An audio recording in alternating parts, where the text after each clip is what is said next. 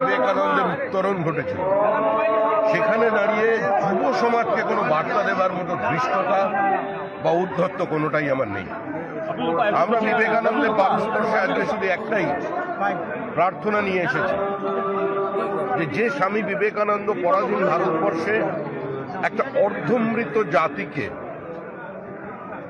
পুনর্জাগরণের পথ দেখিয়েছিলেন, যিনি ভারতীয় অস্মিতা, ভারতীয় সংস্কৃতি, ভারতীয় প্রাচীন ঐতিহ্যশালী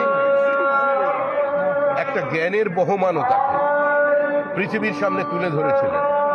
আজকে সেই কলকাতা, সেই সিমলা স্ট্রিট, সেখানের রাস্তায় কান পাতলে দেখা যাচ্ছে কলকাতা কষ্ট পাচ্ছে, কলকাতাও কষ্ট পেতে পারে। রামকৃষ্ণ পরমহংসদেবের সামাজিক বহুত্ববাদ, যা ভারতীয় সংস্কৃতি বা ঔপনিষদিক চিন্তাধারার প্রতিধ্বনি, আজকে সেই পশ্চিমবঙ্গে মানুষের মত প্রকাশের অধিকারগুলো বাজেয়াপ্ত হয়েছে, প্রত্যেকটি মৌলিক অধিকার পদদলিত হয়েছে, মেধা পরাজিত হয়ে গেছে সীমাহীন দুর্নীতির কাছে। এই আধিপত্যবাদের বিরুদ্ধে, এই প্রতি ক্ষেত্রে রাজনৈতিক হস্তক্ষেপ, একাধিপত্য প্রতিষ্ঠা, সংবিধানকে খুন করার যে প্রচেষ্টা চলেছে, আজকে তার বাইরে বেরিয়ে আসতে হবে। স্বামী বিবেকানন্দ বলেছেন, গর্ব করে বলো আমি হিন্দু। আজকে সেটাই চ্যালেঞ্জ হচ্ছে রাজ্যে। এই হিন্দু তো কোনো ধর্ম নয়, এই হিন্দু একটা নির্দিষ্ট সাংস্কৃতিক জাতীয়তাবাদ। আজকে বন্দে মাতরমের শ্রাদ্ধ শতবর্ষ পালিত হচ্ছে সারা দেশে, তার সঙ্গে সারা দেশে তার সঙ্গে বিবেকানন্দের জন্মদিন। আমরা বন্দে মাতরমকে এই কলকাতার মাটিতেই খণ্ডিত করে দিয়েছিলাম। সেদিন যদি বিবেকানন্দের পথে ঋষি অরবিন্দের কথা এবং বঙ্কিমচন্দ্রের কথা একবারও আমরা মনে রাখতাম, তাহলে আমাদের দেশটা হয়তো ভাগ হতো না।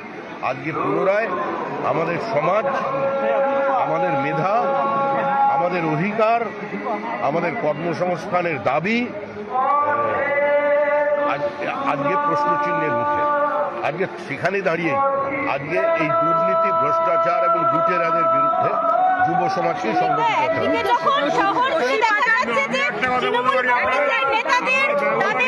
ছবি দিয়ে পোস্টার, অভিষেক বন্দ্যোপাধ্যায়ের ছবি দিয়ে পোস্টার।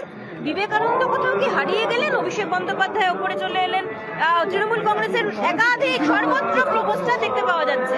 না, এটা দেখুন, তৃণমূল কংগ্রেস যাকে যেভাবে দেখে, কেউ যদি ভালোবেসে স্বামী বিবেকানন্দের মধ্যে কাউকে দেখতে পায় বা বিবেকানন্দের সমতুল্য করতে পারে, তো আমারই চেতনারই রঙে চুনি উঠলো রাঙা হয়ে, কেউ বিবেকানন্দ হয়ে গেলেন। আগে একজন মা শারদাও হয়েছিলেন। কিন্তু আপনাদের দলীয় যে পতাকা বা দলীয় গেরুয়া যে ধ্বজ, বিবেকানন্দের নাম দেওয়া যে পোস্টার, সেগুলো ফেলে দেওয়া হয়েছে বলে আপনাদের দলের কার্যকর্তারাই সকাল থেকে অভিযোগ করলেন।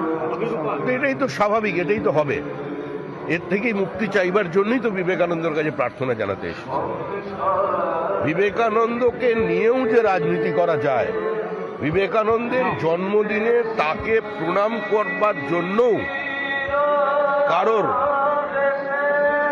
অনুমতি নিতে হয়, এটা তো আগে ছিল না, এখন শুরু হয়েছে। শশী পাজা, তো কি মনে হয় সকাল থেকে যে তরজাটা চলছে সেটা নিষ্পত্তি করলেন? এটাই আপনার রণকৌশল? আপনি এলেন এবং সৌজন্য সৌজন শশী পাজা আমার পরিচিত। তিনি একজন মন্ত্রী, রাজনৈতিক কর্মী, একজন চিকিৎসক। আমি কিছুদিনের জন্য তার সময় বিধায়ক ছিলাম। তাকে দেখা হলো, অনেকদিন পরে দেখা হলো, নমস্কার করলাম। এর মধ্যে রাজনীতির আবহাওয়ার পরিবর্তন কোনো কথা বলা তো উচিত নয়। ছবিটা হারিয়ে গিয়েছে রাজ্য থেকে, সৌজন্যের এই ছবিটা তো হারিয়ে গিয়েছে, সেটা কি প্রতিষ্ঠা করতে চাইলেন?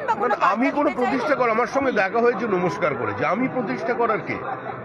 প্রতিষ্ঠা করে মানুষ। মানুষ যতদিন এগুলোকে গ্রহণ করবে ততদিন এগুলো চলবে। আর মানুষ যেদিন সংঘবদ্ধভাবে প্রতিরোধ করে দেবে, সেদিন এগুলো থাকবে না। কিন্তু আবার আমি বলছি, কেউ যদি কারোর মধ্যে দেবী সারদাকে দেখতে পান, কেউ যদি কারোর মধ্যে স্বামী বিবেকানন্দকে দেখতে পান, তার ছবি লাগানোর অধিকার তার আছে।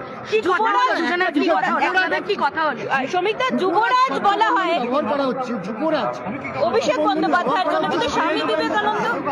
না, এর মধ্যে কোনো অন্যায় নেই, কারণ পশ্চিমবঙ্গে তো এখন এই মুহূর্তে একটা মধ্যযুগীয় ওই সুলতানি রাজ চলছে, তো স্বাভাবিকভাবে উত্তরাধিকারীর নামের আগে যুবরাজ শব্দ বসবে, এটাই স্বাভাবিক, না হওয়াটাই অস্বাভাবিক। মেদিনীপুরে তৃণমূল কংগ্রেসের কর্মীরা অমিত শাহ জিন্দাবাদ এই স্লোগান দিতে শোনা গিয়েছে। তারা সমস্বরে বলছেন অমিত শাহ জিন্দাবাদ। কোথায়? মেদিনীপুরে অমিত শাহ আমাদের পার্টির নেতা, তাকে জিন্দাবাদ ধরিয়ে দিয়েছে। তৃণমূল কংগ্রেসের কর্মী সমর্থকরা বলছেন, তৃণমূল কংগ্রেসের কর্মী সমর্থকরা অমিত শাহর নামে জয়ধ্বনি দিয়েছে। কোথায়? মেদিনীপুরে। আমি জানি না। এখন দেখুন, পতনের সময়, চলে যাওয়ার সময় অনেক অন্তর্ঘাত হয়, গুপ্ত হত্যা হয়, একে অন্যের বিরুদ্ধে কদর্য বিষোদ্গার হয়, আবার অমিত শাহকে টেনে আনছেন এর মধ্যে কেন? তৃণমূল স্তরের কর্মীরাও আপনাদের দলীয় নেতৃত্বের নামে স্লোগান দিচ্ছেন। আপনি একটা সময় বলেছিলেন কেউ ভোটার কারণ নির্দিষ্ট হয় না, আপনি সমস্ত দলের তৃণমূল স্তরের কর্মীদের আবেদন জানিয়েছিলেন। 26-এর আগে কি মনে হচ্ছে হাওয়াটা তাহলে ঘুরতে শুরু করলো? এই সরকারটা চলে গেছে, পশ্চিমবঙ্গে এই মুহূর্তে সরকার নেই। যে সরকারের মুখ্যমন্ত্রী সরকারি কর্মচারীদের উপর আক্রমণ করেন, তাও আবার পুলিশ আধিকারিকদের সঙ্গে নিয়ে ফাইল ছিনতাই করেন, এবং সেই ফাইল আবার পুলিশ নিয়ে গিয়ে আরেকটা গাড়িতে রাখে, আর মুহূর্তের মধ্যে গাড়ির নাম্বার প্লেট বদলে যায়, তো সেখানে আর যাই হোক কোনো সরকার নেই। সরকার নেই, বিশ্বাস করুন, সরকার চলে গেছে, সময়ের অপেক্ষা।